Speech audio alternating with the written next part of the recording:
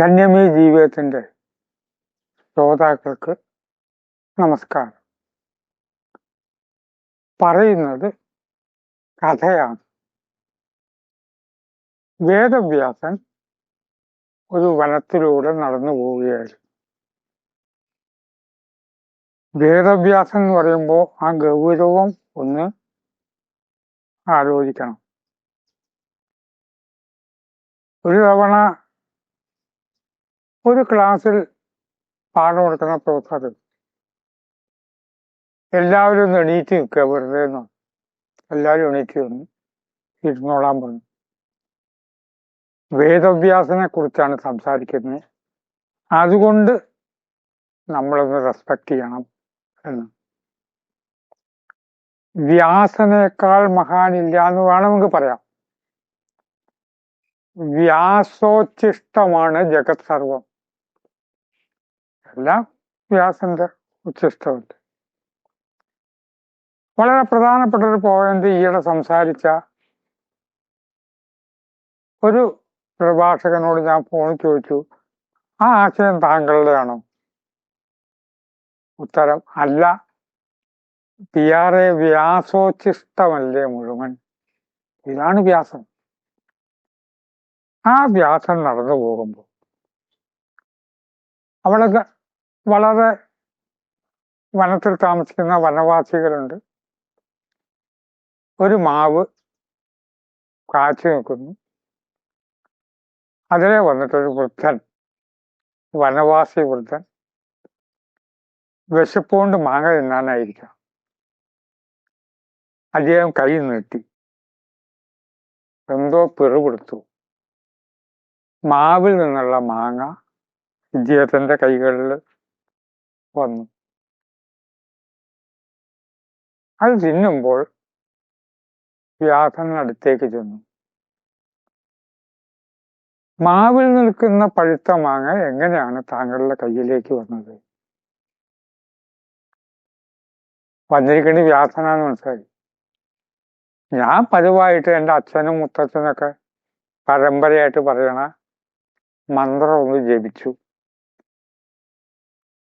ആ മന്ത്രം ജപിക്കുമ്പോൾ അങ്ങനെ മാങ്ങ കൈ കിട്ടുന്ന പ്രയാസമാണ്. വേദവ്യാസൻ ഇത് അറിയില്ല.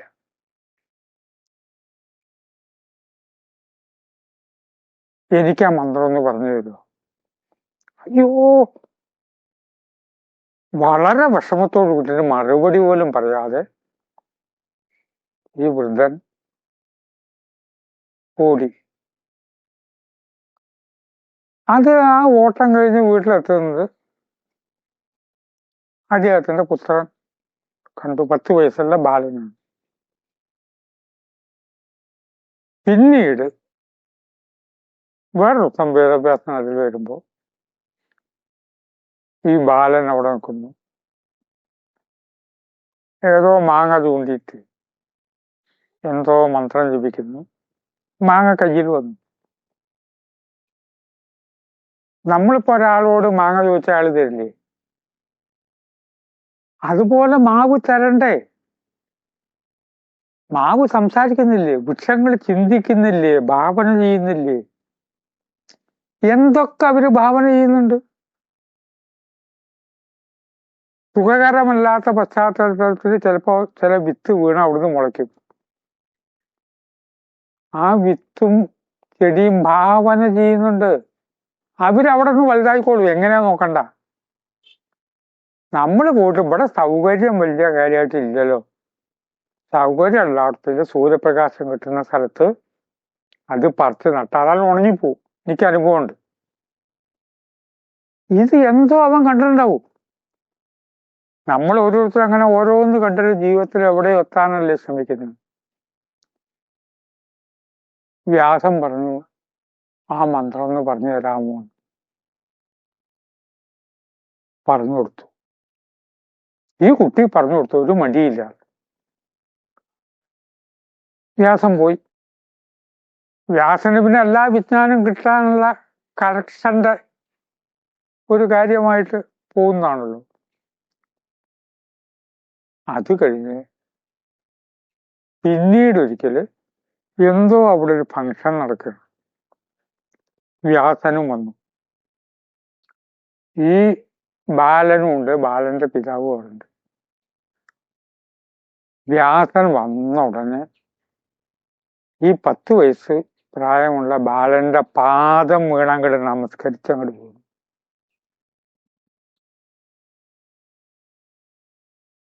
പിതാവ് ഈ കാഴ്ച കണ്ടു. സംഭവം എന്താന്ന് വെച്ചാൽ, ഒരു കാര്യം നമുക്ക് പറഞ്ഞു തന്ന ഗുരു എന്ന് പറഞ്ഞാൽ ദണ്ഡ നമസ്കാരം നടത്തണം. ദണ്ഡ നമസ്കാരത്തിൽ ദണ്ഡ പറഞ്ഞ വടി, ഒരു വടി ഇങ്ങനെ വെക്കുന്ന വടി ഇങ്ങനെ അങ്ങോട്ട് വീഴും മാതിരി അങ്ങോട്ട് ഗുരുവിന്റെ കാൽക്കൽ വീഴണം. വിനയപൂർവ്വം പറയട്ടെ, അങ്ങനത്തെ ഗുരുക്കന്മാർ എനിക്ക് ഉണ്ടായിട്ടുണ്ട്. പക്ഷെ ഇങ്ങനെ ഒരു ദണ്ഡ നമസ്കാരവും നടത്തില്ല. അവർ ജീവിച്ചിരിക്കുമ്പോൾ ആ റെസ്പെക്ട് ഉള്ളിലുണ്ട്, ആ ബഹുമാനം ഉള്ളിലുണ്ട്. നമുക്കറിയാത്തൊരു കാര്യം പറഞ്ഞു തന്നതായിരിക്കും. അത് 10 വയസ്സായ കുട്ടിയായിരിക്കും. 10 വയസ്സായ കുട്ടിക്ക് അറിയോ? ഇത് പലപ്പോഴും ആലോചിക്കണ്ടേ. 4ാം ക്ലാസ്സിൽ പഠിക്കുന്ന കുട്ടിയോടാണ്, ഋഷികേഷ് എന്നൊരു കുട്ടിയുണ്ട്, ആ കുട്ടിയോടാണ് ചോദിക്കുന്നത് മൊബൈൽ ഫോണിലെ സംശയം. അത് പറഞ്ഞു തന്ന ആ വ്യക്തി ഗുരുവാണ്. വ്യാസം പോയപ്പോ പിതാവ് ഇത് കണ്ടു. എന്താ കാര്യം എന്ന് ചോദിച്ചു. ഇങ്ങനെ മന്ത്രം ചോദിച്ചു.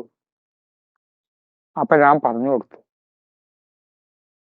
പിതാവ് പറഞ്ഞു, അത് വ്യാസനാണ്, മഹാനാണ്. എന്നോട് ചോദിച്ചപ്പോ ഞാൻ പറഞ്ഞു കൊടുത്തില്ല എന്നുള്ളത് സത്യമാണ്. ഞാൻ ഒന്നും മിണ്ടാതെ ഓടി. അതിന്റെ കാരണം, ഇത്രയും മഹത്തായ ഒരു വ്യക്തി എന്റെ പാദം വന്ന് നമസ്കരിക്കുമ്പോൾ എനിക്ക് താങ്ങാൻ പറ്റില്ല. എനിക്ക് താങ്ങാൻ പറ്റില്ല. നീ പിന്നെ ബാലനാണ്, ചോദിച്ചപ്പോ പറഞ്ഞു കൊടുത്തു, അത്ര ആലോചിച്ചിട്ടില്ല. വേദവ്യാസൻ എന്റെ പാദം നമസ്കരിക്കുക. ആ കാരണം കൊണ്ടാണ് ഞാൻ പറഞ്ഞു കൊടുക്കാത്തത്. ഗുരുത്വം ഏറ്റവും ചീത്ത വാക്കാണ് ഗുരുത്വം കെട്ടവൻ എന്ന് ഞാൻ അറിയുന്നത് കുറച്ച് വൈകിട്ടാ. നാട്ടിൽ പലവരും പറയും അമ്മാവൻ മരുവനെ പറ്റി ഗുരുത്വം കെട്ടവനാ, ആ ചെക്കൻ നേരെയാവില്ല, ഗുരുത്വം കെട്ടവനാ. എന്നെ ഇപ്പൊ നോക്കി ആരെങ്കിലും ഒരുത്തൻ ഗുരുത്വം കെട്ടവനാന്ന് പറഞ്ഞാൽ അയാളുടെ പ്രായം പ്രശ്നമല്ല, ഞാൻ കാൽക്കൽ പോയി നമസ്കരിക്കും. അത് അത്രയും അബദ്ധമാണത്. ഗുരുത്വമില്ലാതെ ഒരടി നമുക്ക് മുന്നോട്ട് നീങ്ങാൻ പറ്റുമോ? പതിവായിട്ട് ഇരുന്ന് ധന്യമീതനം സംസാരിക്കുമ്പോൾ ഇന്ന് ക്യാമറാമാൻ പറഞ്ഞു അവിടെ നിന്നാ മതി, അവിടെ നിന്നാ മതി പറഞ്ഞു. കുറച്ചും കൂടി നീക്കൂ, ഇങ്ങോട്ട് നോക്കൂ എന്ന് പറഞ്ഞു. ഓക്കെ എന്ന് പറഞ്ഞാൽ സംസാരം തുടങ്ങി. ആ കസേരയിൽ ഇരിക്കുമ്പോ ആ ഗുരുത്വാകർഷണ കേന്ദ്രം കസേരയുടെ 4 കാലിന്റെ മധ്യ ഏതോ ഒരു കേന്ദ്രത്തിലാ. ഇപ്പൊ സംസാരിക്കുമ്പോ എവിടെയോ ഒരു ഗുരുത്വാകർഷണ കേന്ദ്രം 2 പാദങ്ങൾക്ക് ഇടയ്ക്കുണ്ടായോണ്ടല്ലേ ഞാൻ സംസാരിക്കുന്നത്. ഇത് കേൾക്കുന്ന വ്യക്തികൾ ഇരുന്നിട്ടോ നിന്നിട്ടോ ഇത് കേൾക്കുമ്പോ ഒരു ഗുരുത്വാകർഷണ കേന്ദ്രമല്ലേ അവരെ നിലനിർത്തുന്നത്. ഭൂമിക്ക് ഈ ഗുരുത്വാകർഷണ ശക്തി ഉണ്ടായത് കൊണ്ടല്ലേ ഇവിടെ ജീവജാലങ്ങൾ നിലനിൽക്കുന്നത്. ഇവിടുത്തെ സകല ജീവജാലങ്ങളും നിലനിൽക്കുന്നത് എന്താ? ഭൂമിക്ക് ഗുരുത്വാകർഷണ കേന്ദ്രം ഇല്ലാത്തപ്പോൾ. ഗുരുത്വാകർഷണ കേന്ദ്രം ഇല്ലാത്തൊരവസ്ഥയിൽ എത്തുമ്പോ ഇവിടുന്ന് മേലോട്ട് പോയിട്ടുള്ള വ്യോമചാരികൾ കാറ്റ് എന്ന് പറഞ്ഞുകൂടാ, ഒഴുകി നടക്കുകയല്ലേ, ഗുരുത്വ ശക്തി ഇല്ല അവിടെ. ഏറ്റവും പ്രധാനപ്പെട്ട കാര്യമാണ് ഗുരുത്വാകർഷണ കേന്ദ്രം. ഗുരു എന്ന് പറഞ്ഞാൽ ഇത് പറഞ്ഞു തന്ന ആളെന്ന് മാത്രമല്ല. നമുക്കൊരു തെറ്റിദ്ധാരണ, ഇത് 10 വയസ്സായ കുട്ടി ഗുരുവാണോ, അയാൾക്ക് എന്താ പറഞ്ഞു തന്നത്. നമ്മൾ സംശയം ചോദിക്കുമ്പോൾ ഓരോരുത്തരും ഓരോന്ന് പറഞ്ഞ് തരും. അപ്പൊ ആ കാണുന്നവരൊക്കെ നമസ്കരിക്കുമോ? ഇല്ല. പക്ഷെ ഒരു കാര്യം പറയുമ്പോൾ ഇത് എനിക്ക് പറഞ്ഞു തന്നത് ആരാണ് എന്ന് ഒന്ന് സ്മരിക്കും. ചില കാര്യങ്ങൾ എഴുതി വെക്കേണ്ടി വരും.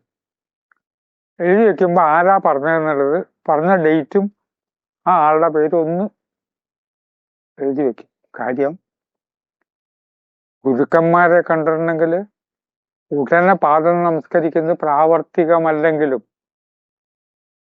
അവര് പറഞ്ഞു തന്നിട്ടാണ് നമ്മൾ ഈ കാര്യം അറിയുന്നത്. നീന്തല് പഠിപ്പിച്ച ഗുരു വെള്ളത്തിൽ നീന്തുമ്പോൾ ആ ഗുരുനാഥനെ നമ്മൾ ആലോചിക്കണം. അയൽപക്കത്തെ കുട്ടപ്പനായിരിക്കും പഠിപ്പിച്ചത്, പക്ഷെ നീന്തുമ്പോൾ കുട്ടപ്പനാണ് ആദ്യം പഠിപ്പിച്ചത്. ഡ്രൈവ് ചെയ്യുമ്പോൾ ഈ ചിന്ത വേണം. വൈദ്യം ഒരാൾക്ക് പറഞ്ഞു കൊടുക്കുമ്പോൾ കുപ്പായിടാത്ത അമ്മാവൻ പറഞ്ഞെന്താണ്, ഈ ധാരണ ഉള്ളിൽ ഉണ്ടാകണം. അതുകൊണ്ട് വ്യാസനെ കുറിച്ച് പറയുന്ന ഒരു കാര്യം അത് സത്യമാണോ എന്നുള്ള റിസർച്ച് അല്ല, ജീവിതത്തിലെ ഗുരുത്വത്തിന് വലിയ പ്രാധാന്യമുണ്ട് എന്ന് ചിന്തിച്ച് വാക്കുകൾ ഉപസംഹരിക്കുന്നു. നമസ്കാരം.